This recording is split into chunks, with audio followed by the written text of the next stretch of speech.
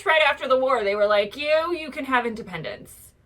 Sorry about all the famine and the death and the war and the violence. Good luck.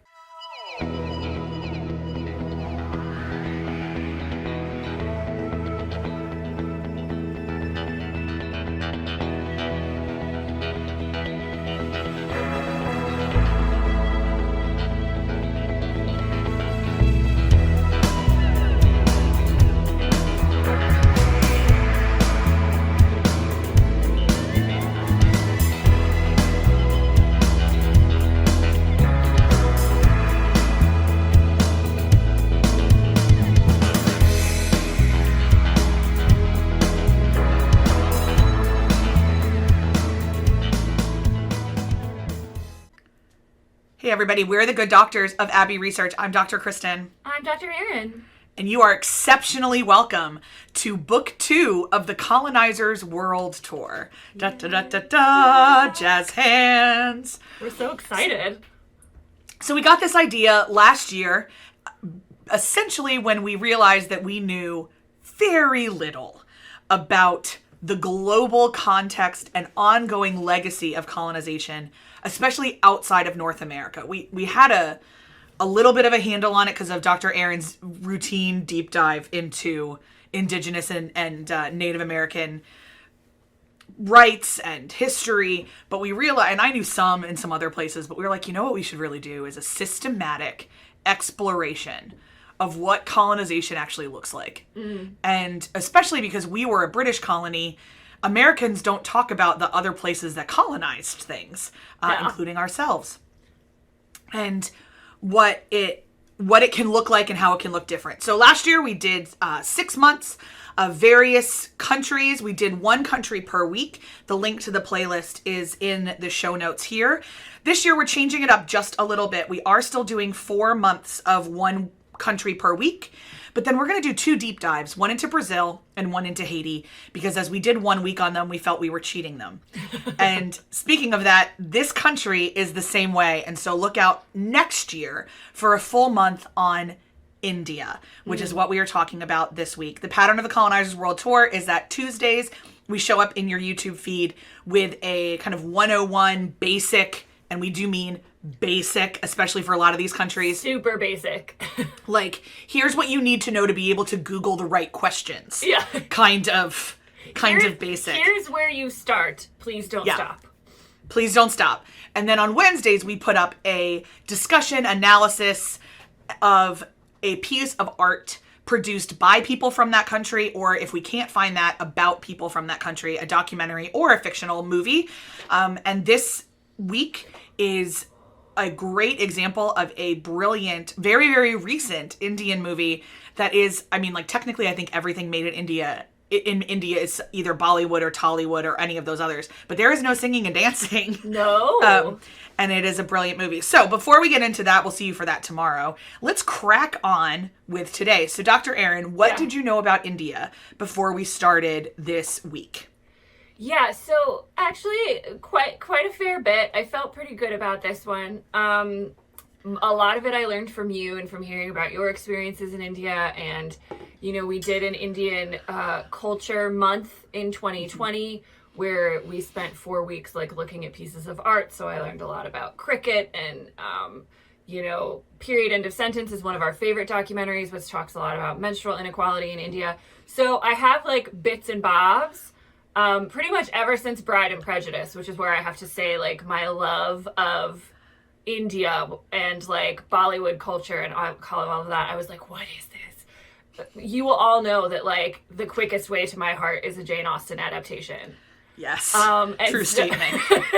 So it started really with Bride and Prejudice, and ever since then. But, boy, I mean, I knew it wasn't that much, and I learned this week that it was just a drop in the wee bucket. Yeah, I had the incredible privilege of taking a class in grad school where we backpacked through India for about 4.5, 5 weeks. And we started in southern India and we went, as my teacher says, all the way deep into the well. And so we saw southern India. We went to Cochin and Hyderabad and Kolkata and Agra and Jaipur and New Delhi, and if that all sounds exhausting, Varanasi, and Chennai. And if that all sounds exhausting, it's because it was. And I actually ended up with an abscessed tooth from the pneumonia I caught. And that's a whole other story about how I got one of my best friends out of this trip because we were both shoved into a hotel room in Jaipur so we did not affect other humans. I was about to say sick in a hotel room, yeah. Yeah, we watched a lot of 30 Rock. And that's when we both learned that we loved Liz Lemon. So I learned that Indians like 30 Rock. And part of it was a class, and so my job in the class, my assignment, was to research Indian history and teach the rest of my team about it. Everybody got a chunk of something. And so mine was history up to independence. And so I learned a lot, for sure. But every time you learn something, there's a list of names that you're like, oh, I don't know anything about this. And I can dive deep and everything else. So especially because India is the most populous country in terms of there is nowhere that is not populated. Like there is no, like you don't get to a rural area and it kind of dies off. There's just all the people. Like densely populated. Yeah, everywhere. Yeah. So speaking of some demographics, for the first time in 2022, let's head to the map. Let's go to the map. So I would deeply hope, y'all, that you know where India is. You're welcome. If not, you're welcome. But if you don't, I want to gently encourage you to, I don't know, do a little bit more outside of America life. But it is in southern Asia. It is a subcontinent, and it is utterly massive. It's bordered by the Arabian Sea and the Bay of Bengal. Land-wise, it's between Burma and Pakistan. And then just off the coast is the island of Sri Lanka, which if you read historical romance, you will know as Ceylon, but that is Sri Lanka. The population is the second largest in the world. It's 1.3 billion. That's with a B, approximately. And knowing record keeping in India, I just kind of side-eye that. And especially in rural areas, I think this is a good approximation. But speaking of cities, they have a lot that are pretty populous. New Delhi is the capital. It used to be just called Delhi. And it's got about 31 million people, for anyone keeping track. That is a whole lot more than like most states in the United States. There's 20 million in Mumbai, which used to be called Bombay. So if you see Bombay around, it is now called Mumbai because that is a traditional tribal name for it. This is also where Slumdog Millionaire took place and is the one city I didn't make it to because my teacher hates it. Then there's about 15 million in Kolkata, which you will know as often as Calcutta, and is famous for Mother Teresa's Home for the Dying, which I did get a chance to work at. And if you would like to know my thoughts, feelings, and opinions on Mother's Home, please comment, and I will be happy to share them in a separate video, for they are long. Then we've got Bangalore and Chennai and Hyderabad. And the thing that I want you to keep an eye on for Hyderabad is that it is pretty much the tech capital of India, and it is the one that is growing the fastest because of the tech. So as you're kind of keeping an ear on India, keep an ear specifically on Hyderabad. Languages, buckle up, y'all. So there are around 14 hyperbole official languages, depending on where you are on the subcontinent. It's a lot. Hindi is spoken by a little under half of the population, but it's really rude to assume that everybody speaks Hindi or everybody speaks Telugu or everybody speaks Tamil. They are very regionalized and culturalized languages. So English did become kind of the common denominator for a lot of people because of British rule, and it's not like if you speak Tamil, learning Hindi is really easy. It's not kind of how that works. And so English was a little bit better, and obviously English media helps a lot. So English is still pretty commonly, if anyone has a second language, it might be English, especially in the cities. But there are 22 other officially recognized languages. So we're probably looking at like 30, 35 recognized languages. So imagine when we complain about America being too big to govern sometimes, just feel for India, because they got screwed a lot. Ethnically and indigenously, Indo-Aryan is about 72%. And then I kind of get antsy talking about this because I think we've had a lot of different definitions by different measurements of what this means. Ethnic and indigenous population and who claims what and who was born into what. So there's a lot of, there's still a lot of deep, deep tribal culture, especially in Rajasthan, especially, which is north. Kind of like north central is the Rajasthan belt. I went to a fair there and got to ride a camel. It was very cool. And their main dish is a thali, which you may have seen. And like, it's all, I'm rambling, so I'll stop. But ethnic and indigenous is a very, very tenuous way to measure some things in India.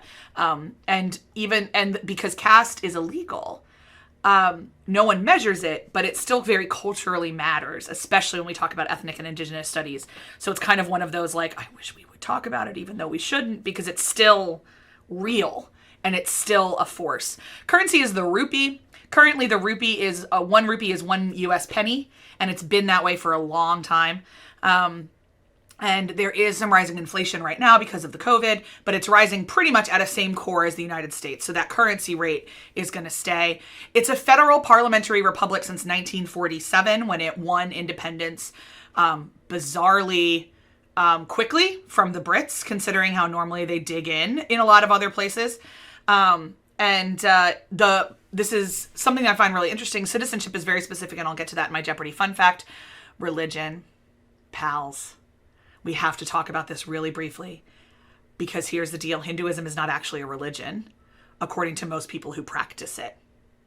Most people who practice Hinduism call it a lifestyle and a philosophy system, and they meld it with a lot of other things.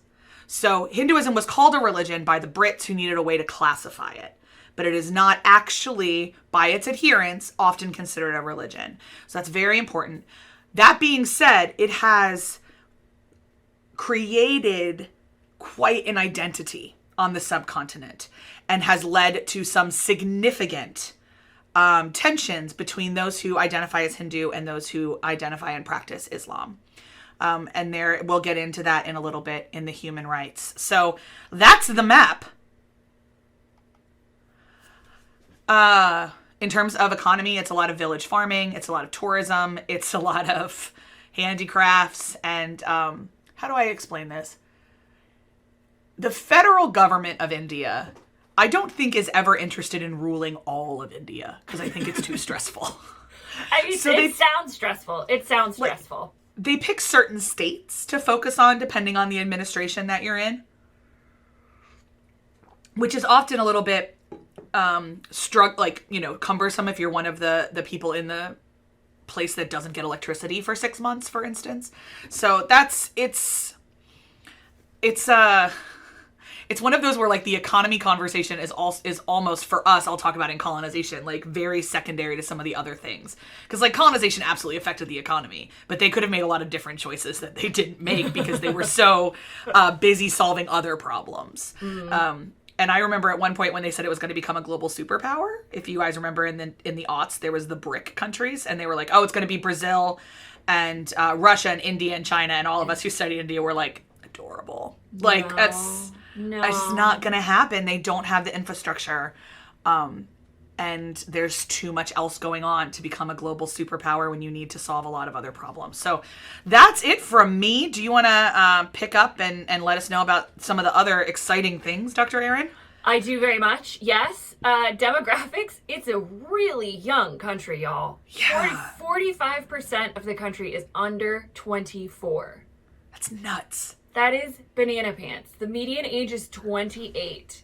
That has got to be one of the lowest median ages we've had in Colonizers World Tour. And life expectancy is 70. So considering everything that happens in India, I'd say that's pretty high. There's a very high risk of major infectious diseases, which you can find a lot about on the internet outside of COVID. Malaria, hepatitis A, typhoid, dengue fever, like lots. Very, very high risk. You only need to watch, a 10-minute video in our Google Sheet doc to see what the life circumstances look like for the majority of folks in India to understand why that's so prevalent. In human rights, like it's better than it was, but it's not super great. And a lot of that has to do more recently with the ruling Hindu Nationalist Party. Do you know how to pronounce it? I don't know how to pronounce it, and I don't want to butcher it. I just call it BJP. So okay, cool. We're just gonna call it the BJP. I think it's like Bharatiya or something, but I just always refer to it as the BJP. Bharatiya Janata Party. Apologies, friends and neighbors, for the mispronunciation. But the BJP have put as it says, does what it says on the tin. They're a hyper Hindu nationalist party. So anybody who's not Hindu is in a little bit of trouble when it comes to them. They have put marginalized communities, critics of the government, and religious minorities, especially Muslims, under a lot of pressure. The government revoked the constitutional autonomy of India's only Muslim majority Jammu and Kashmir state in 2019 and split it into two federal territories. Our friends at Geography Now did a great explanation of what's happening in Kashmir, so check out the show notes for that. There's a lot of stuff. If you want to learn more about what happened in Kashmir and those states, there's a lot of information out there, so I won't belabor the point. They're cracking down on people that aren't Hindu and don't agree with what the government is doing. So it's dangerous for government. It's dangerous for activists and critics of these restrictive laws and of these changing perspectives on who is Indian and who is not Indian and who has the right to full human rights and who doesn't. Especially for our Muslim brothers and sisters, there is a lot of chatter around human rights violations and oppression coming out of the subcontinent right now. So it's very precarious times, especially with the COVID of it all, and who is getting equitable access to, or access at all to, healthcare and vaccines and treatment with that. So it's dicey. And that doesn't even touch like human trafficking and women's rights and all that other stuff, which, because right. there's so much happening with the BJP and Kashmir and everything else, human trafficking has sadly fallen off the radar of a lot of places like the State Department and Human Rights Watch, because there's other crises, but it is still pernicious. Right. And I mean, like, we could do an entire video, and we probably will next year, on gender politics in India. It's very traditionally a culture that is very traditionally gender binary, with very strict cultural rules and family rules for how men and women are supposed to behave. So our LGBTQ plus folks, it doesn't go well for them in a lot of parts of Indian culture, regardless of religious or philosophical persuasion. And there's a lot of issues with male violence against women, intimate partner violence, like you name it. We will cover it more in depth next year, because honestly, we would be here for another 45 minutes just touching on some of the gender issues of it all. But lest you think we forgot about why we're here, it's time for the history of colonization. If you guys joined us at all last year for Colonizers World Tour, you know this was a particular passion of mine. I enjoy very much writing. I enjoy while being angry writing these synopses. So let's dive into the history of colonization. If you don't know, Queen Elizabeth I gave the charter to the East India Company way back in 1600. And they were, driven out of the far East Indies and moved to the Indian subcontinent and granted a piece of land in 1640. So that's kind of where we can plant our flag in terms of direct British influence on the land of the subcontinent. Europeans spices were real popular. And I mean, if you've ever had British food, you'll know why. Just kidding. Had to throw a joke in there. So they were real interested in all those spices. So the Dutch were there, the French were there, everybody. The Danes were there. The Danes, yeah, everybody was there trying to get the spices. This also coincides at the time with the downfall of the Mughal Empire, which was at war with loads of people and just lost a bunch of their land.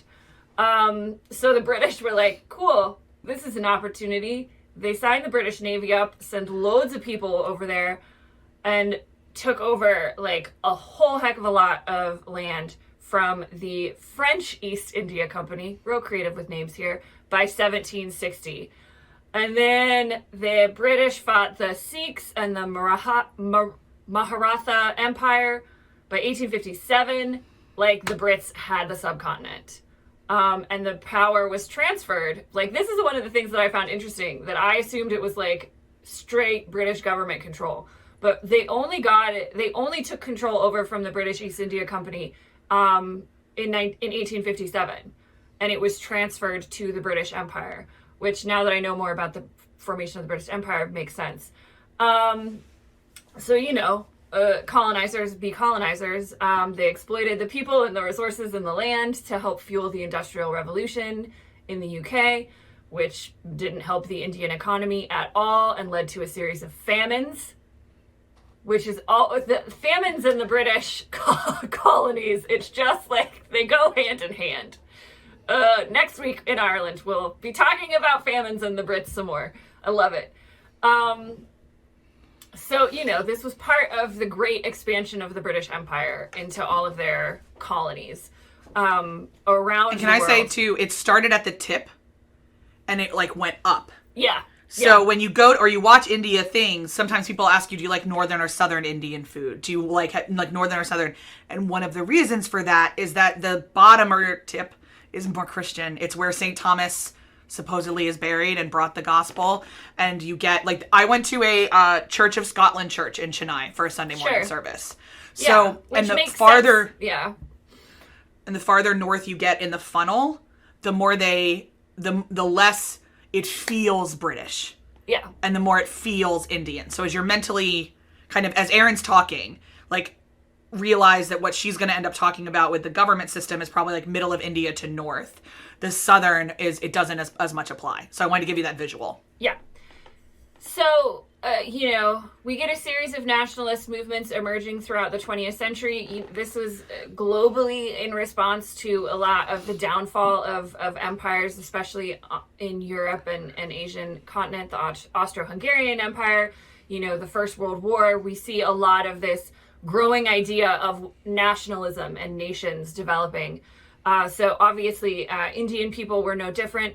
In 1939, it was a racially segregated and stratified society, but the British began a policy of Indianization in the 1920s that placed Indians in positions of authority. This is also a pretty British tactic where they're like, no, we're not colonizing, you're governing, you're governing yourself. Still colonizing. And then we get the Second World War. These handy world wars.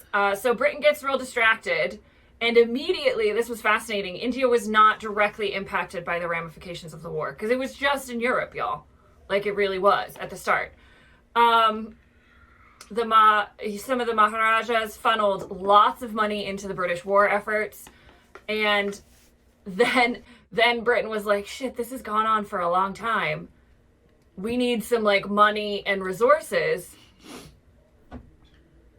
They turn east towards India, and they're like, cool, we own all these people, we should use them.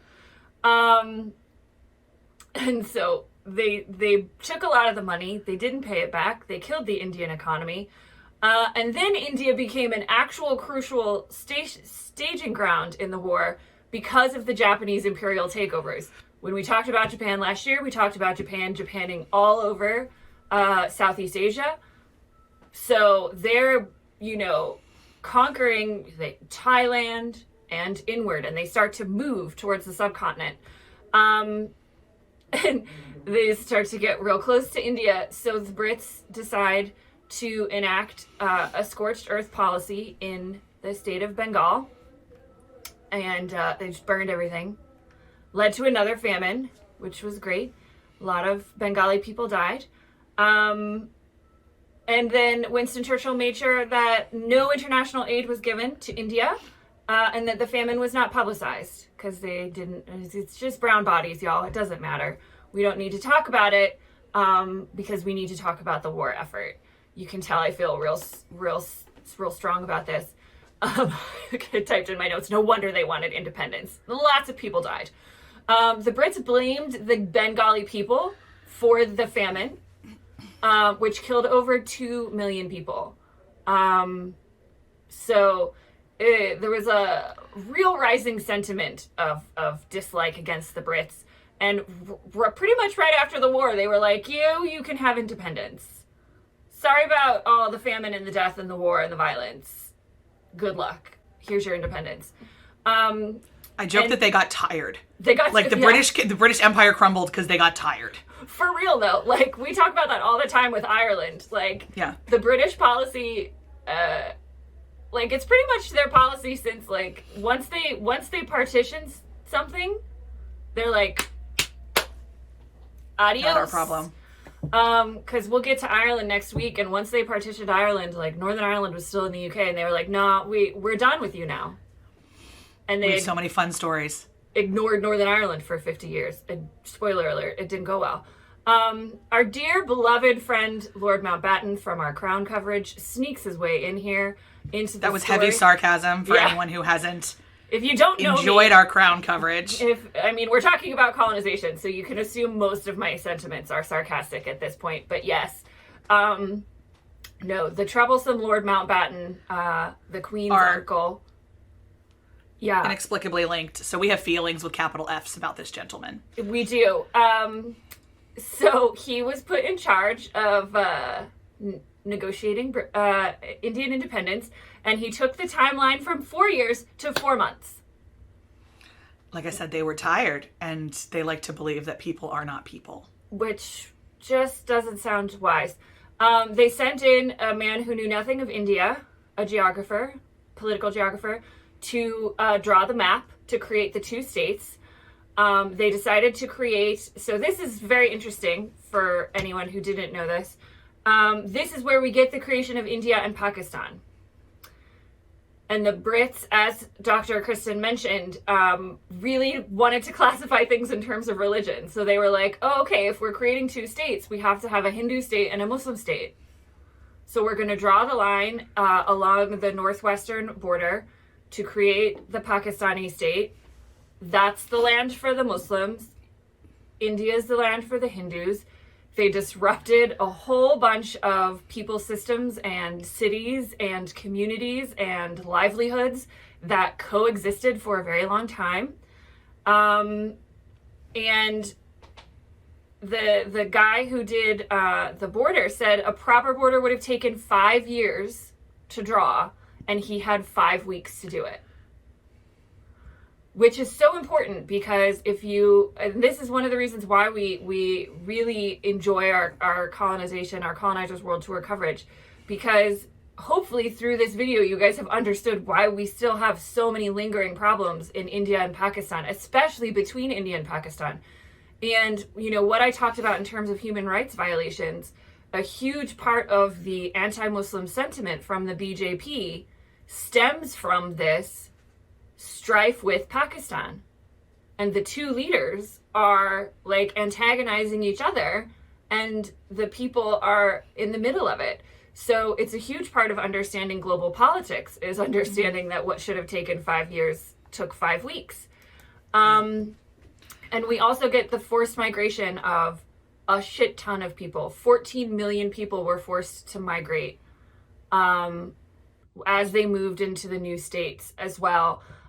When forced migration happens, there's a lot of violence, mostly against women and children. So it was a real ugly conclusion to British colonization that has had severe and negative ramifications on the subcontinent. That also follows other patterns is that they like to believe there are only 2 religions in any given place. Yeah. So, they're just like, oh, it's only Hindu it's and only Muslim. Hindu and I'm like, Muslim. Yeah. Okay, well, you've got Sikhs, and you've got Jains, Yeah. and you've got Christians, and you what is the plan here? And there wasn't one. I'll also say, one of the things I have noticed in the last 20 years is that we, as a globe, don't talk about India and Pakistan anymore. I know. And my guess is that it doesn't mean that it's solved, but we got really obsessed with the war on terror.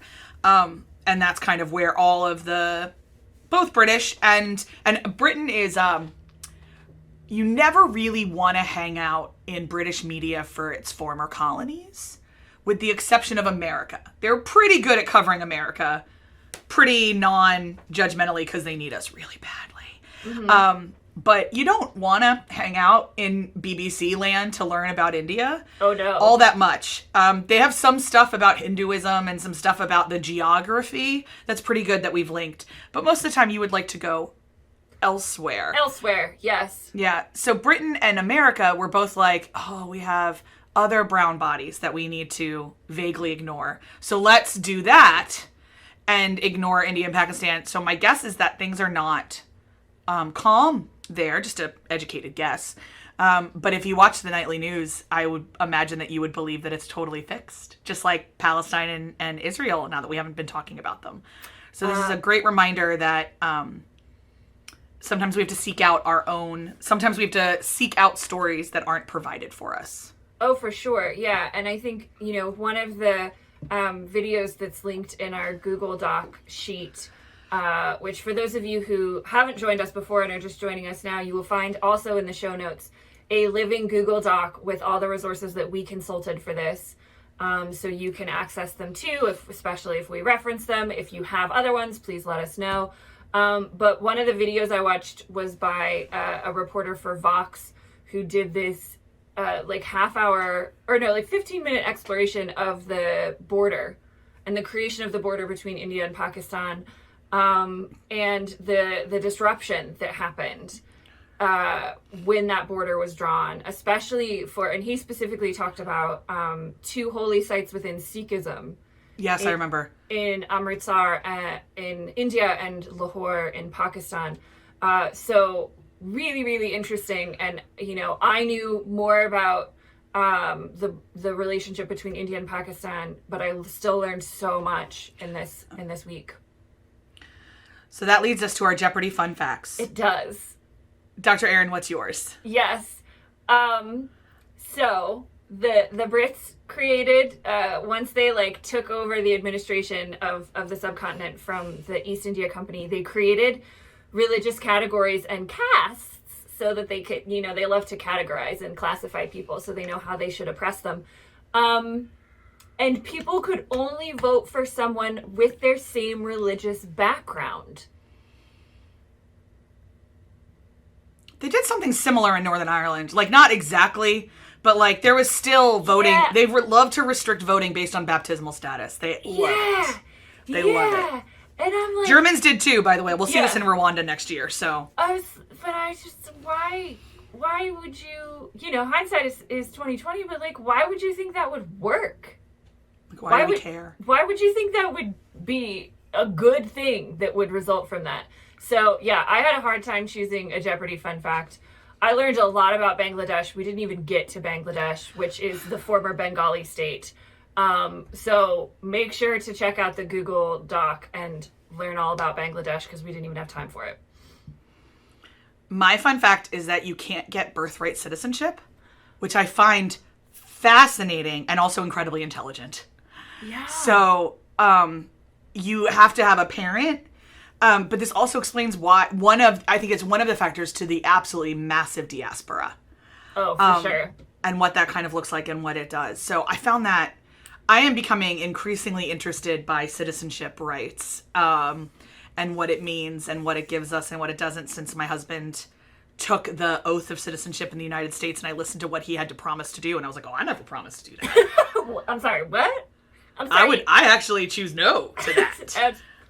Did you ask me that question? Did I ever have to sign anything? Because I would not have. Do you have the paper trail on that? No? Okay. So, and there's a couple things that he says he kind of muttered under his breath. So, it'll be interesting. So we're going to hit pause on India, and Bangladesh and Pakistan, which we will cover as their own weeks, possibly months later on in this journey. Guys, we have this planned out for 5 years. So don't worry that we're ignoring something. We're being kind of strategic in how we're doing it. Yep. And also just throwing pins at maps and seeing where it lands. Because there's a lot of countries. So many countries. So many countries. And not a whole lot of us. So we've got only the two of us. There's only our two little brains, and we want to give Eleanor as much time as possible to make this edited magic, which we know she will do. So excited to see it. Well, like I said, we're going to hit pause. If you're watching this in real time, we're going to see you tomorrow. If you're watching it on a playlist, we'll see you in the next video, where we are going to be talking about Tripanga, Teddy Meddy Crazy from 2021. It is a Netflix movie and easily one of the best family dynamic dramas I have seen in a minute, so possibly good. Since The Family Stone, legitimately. As soon as you said that, I was like, it's like on par with The Family Stone, for real. For real, and really good at not tying everything up, which is why I'm glad the story was not told by Americans. So we'll get into all of that tomorrow. Do you have any other closing thoughts, Dr. Erin? No, I am happy to hit pause and super excited to talk about Tripanga. Well, pals, we'll see you then. In the meantime, if you love this content, we'd really appreciate the thumbs up. The algorithm loves it, and so therefore we have to. If you liked our content, subscribe to the channel and figure things out. Keep your eye on the channel for some upcoming announcements, but the best way to make sure you don't miss a single thing is to subscribe to our newsletter, which will be in a QR code in the screen in a couple minutes, but also there's a link below, and that's where we'll announce things like an upcoming Patreon and some things like that to try to figure out how to serve you guys better and also keep the lights on. So we love you all. We'll see you soon. Bye. Bye.